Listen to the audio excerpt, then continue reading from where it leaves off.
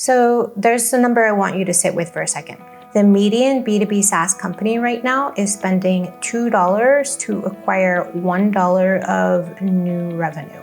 And it's getting worse every year. $2 out, $1 in. That's according to Benchmark's 2025 SaaS Performance Report, which surveyed hundreds of private B2B SaaS companies. And here's the thing, if you are at that median, you need more than 2 years just to break even on what it cost you to close that customer, even before you count the cost of serving them, before churn risk, before anything else. Now, you might look at that number and think to yourself, well, we need a better marketer, or we need a bigger budget, or even we need to cut marketing entirely and go back to founder-led sales. None of those are the right answer though, because fundamentally the root cause here is an architecture problem.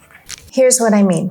There's a research group called GTM Strategists that tracks go-to-market effectiveness across hundreds of B2B companies. They've been doing it for years, and their 2025 report, which covered 478 companies, showed that GTM effectiveness has fallen from 78% in 2018 to just 47% in 2025. So that is quite the structural collapse. And in the report's own language, the decline is not cyclical, it's structural. The data that sits underneath that collapse is genuinely alarming. 83% of B2B sales opportunities now end in no decision. Not a lost deal, the buyer just disappearing. CAC has surged 222% over 8 years, and in the last 2 years alone, it's jumped another 40 to 60%. That's been driven by ad saturation, privacy restrictions, and buying cycles that have stretched from 107 days to 134 days in just 3 years. 75% of B2B SaaS companies report decreased revenue growth despite increased effort and investment. 65% of these companies are seeing CAC climb while they're actively trying to maintain their growth targets. And here's the one that should make you really uncomfortable. B2B companies are producing 4 times the amount of content that they were 5 years ago, and overall, conversions from that content are down. More spend, more content, more activity, less results. So what is actually happening here? I've supported more than 100 B2B tech companies with growth in marketing, so it's really easy for me to diagnose this. Honestly, I keep finding the same things are happening across different brands, mostly due to a broken set of assumptions about how a marketing funnel is supposed to work. Not to mention the fact that the market has fundamentally changed underneath those assumptions. There are 7 structural failures I see over and over again, and once you know what they look like, you can't unsee them. Hi, I'm Lillian Pierson. I work as a fractional CMO and GTM engineer, which means I embed inside B2B tech companies, diagnose why their growth has stalled, and build strategies and systems to fix it. Like I said, I provided strategic marketing support for over 100 companies across the AI, data, and SaaS space. So let me walk you through what I keep finding. The first pattern I see is the most common one and also the most expensive. Companies are measuring activity instead of outcomes. So content published, email sent, leads or MQLs generated, ads running. Everyone is busy, budget spent, and the dashboards look full, but the pipeline is still unpredictable. 80% of mid-market B2B companies are making this exact mistake right now, confusing marketing activity with marketing results. And companies that lack a documented strategy that directly maps back to their revenue goals waste an average of $847,000 a year on tactical activities that simply don't drive revenue. There's a case study I came across that illustrates this almost perfectly. $2.3 million in annual marketing spend, qualified leads down 12% year over year, CAC up $47,000 per customer, and the team was busy the entire time. The second pattern is channel selection based on trends instead of evidence. Founders pick channels because competitors are on them or because it's the easiest to execute, not because those channels are actually reaching their specific buyers in the specific buying context. What I've seen is that founding teams are tending to pick channels because their competitors are on them or because it's what's easiest to execute.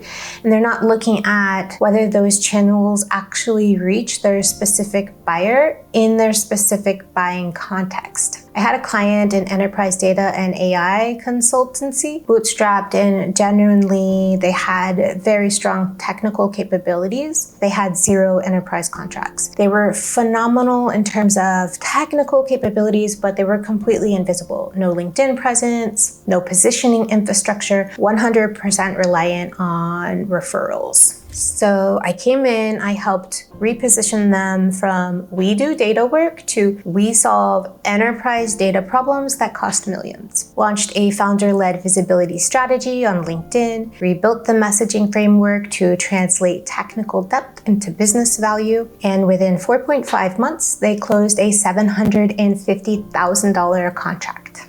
From 0 to 750K, same expertise, just a completely different channel and positioning architecture. The third pattern is what I call the MQL wall, the marketing to sales handoff failure. Marketing generates leads, sales ignores them. Marketing generates more leads, sales ignores them again. And then both teams blame each other. The data is stark. According to Sopro.io, 80% of leads fall into the gap between marketing and sales and are never followed up on. However, teams with unified lead definitions and shared CRM dashboards convert more than 30% of MQLs. Siloed teams, 13%. That's a serious strategy and systems problem. Ari Kapoginis, the director of revenue marketing at NVIDIA, put it perfectly.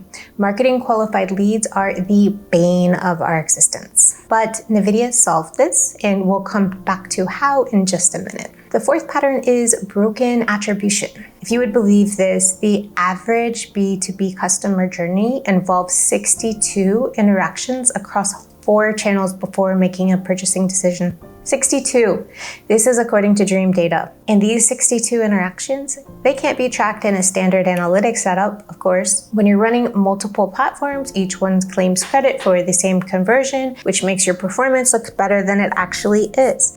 And some sources out there are claiming that 62% of tech marketers can't accurately attribute ROI to their content efforts. One study estimates that only 6% of advertising actually drives measurable value. The fifth pattern is what I call the cliff effect.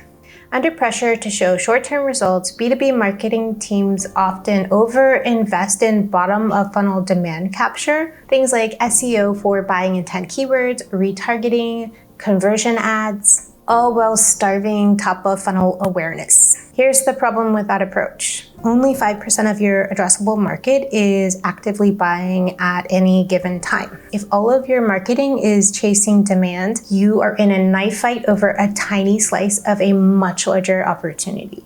McKinsey research has shown that brands in a buyer's initial consideration set are more than twice likely to win. Twice. But you don't get into that consideration set with bottom-of-funnel ads alone. This brings us to pattern number 6, which is ICP ambiguity. Look, you probably know this, but anyone who could use our product is not an ideal customer profile. I was a CMO for a financial SaaS seed stage company, 18 months of product development, but no paying customers, just 5 users. When we assessed their voice of customer interviews, only 2 out of 18 people interviewed actually had qualified need for the product at its current stage. So unfortunately, they'd been building for a customer that just wasn't there. Also unfortunate, this is more common these days, especially with the advent of vibe coding, up MVPs. Not a bad thing, but distribution has definitely become the bottleneck. Anyway, back to the story. To validate our product market fit hypothesis, we ran a $1,000 paid ads test so that we could validate the offer before investing more capital. We A/B tested an opt-out free trial versus a $1 trial, built a full funnel system from scratch, email sequences, blog,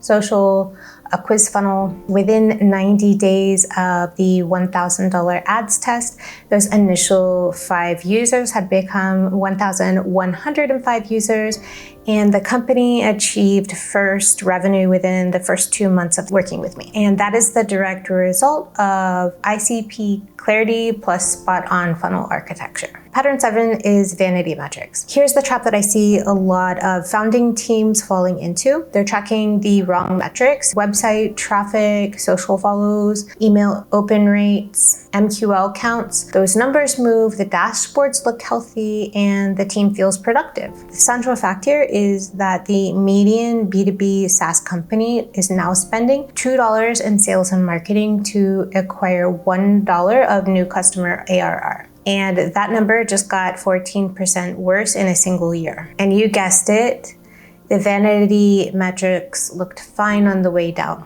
They always do. So now for the actionable part of the video: how to fix the architecture. Because the same experiences that have shown me these patterns have also shown me what actually moves the needle. And the fixes are almost never what founders actually thought they needed.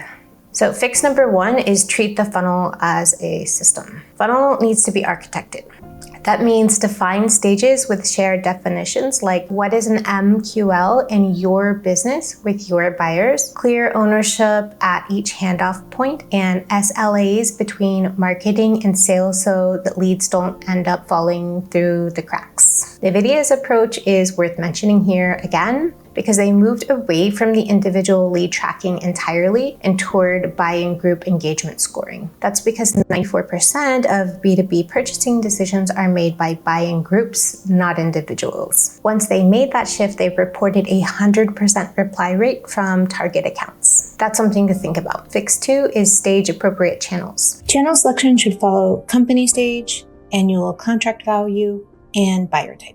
Not trends and not what your Series B competitor is doing. So for companies between 1 and 10 million ARR, warm outbound, LinkedIn, and intent-based outreach are your highest performing channels per the 2025 data. Start with 1 or 2 and execute them deeply before expanding. The question to ask yourself is this where my specific buyer is actually making buying decisions? Fix 3 is rebalance top of funnel investment. Restore investment in top of funnel brand and awareness, not for soft brand equity reasons, but for math reasons. 95% of your addressable market is not ready to buy today. If you haven't built awareness with them when they are ready, you won't be in the consideration set. The research recommends a minimum of 40 to 50% brand investment in the marketing mix. The real world average, however, is 30%. That gap is costing companies pipeline they'll never see. Fix 4 is instrument before you invest. Before increasing any marketing budgets, install the measurement infrastructure to know what's working. Full funnel CRM tracking, not just lead counts. You need attribution touch points across the customer journey, pipeline velocity metrics, and a shared dashboard that both marketing and sales trust and operate from.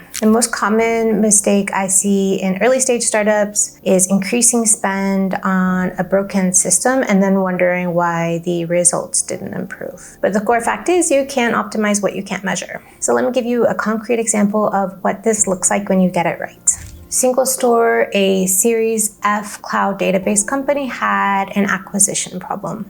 The software development category they compete in carries an average CPL of $595 via paid ads. Now, they were building really high quality technical webinars, but those weren't generating the organic pipeline they needed them to. The content was being produced, but the distribution engine did not exist. Over a 10-month engagement, I came in as their external distribution partner, built a webinar distribution playbook running 2 to 4 promotions per week across 5 organic channels. Audience segmentation across 3 personas: data professionals, data leaders, and tech founders. A value-driven messaging framework built on original market research rather than product claims. Omni-channel distribution across LinkedIn, X, email, blog, and YouTube. And follow-up sequences that were designed to convert reach into qualified pipeline. Individual LinkedIn posts hit up to 125,000 impressions each.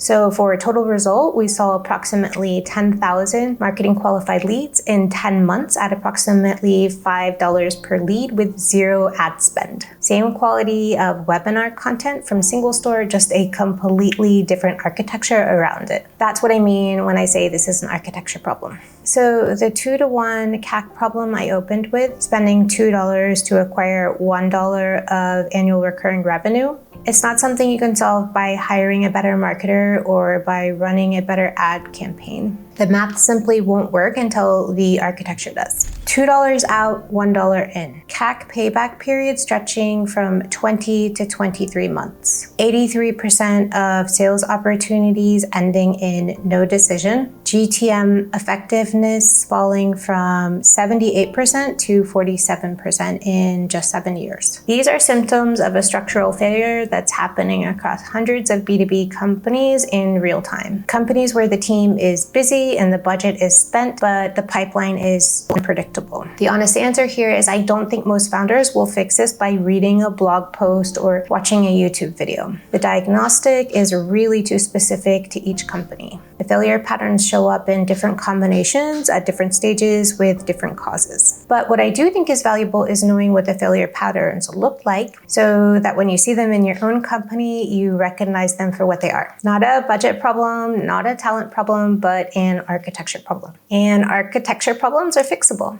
If you're running a B2B SaaS or AI company and you're between 1 and 10 million ARR, and if what I just described sounds uncomfortably familiar, this is exactly the type of engagement I take on. Come in as a fractional CMO and GTM engineer. I diagnose what's actually broken in your funnel architecture, build these strategies and systems to fix it, and own the strategy while your team executes. What you'll get with me is real infrastructure and not a 90-day slide deck. That is what you need. There is a link in the description below where you can book a time to speak with me directly. If you're not there yet, then just subscribe. I make videos like this specifically for technical founders and B2B SaaS CEOs who want real operator perspective and not just more generic marketing advice that will honestly never move the needle. I'll see you in the next one.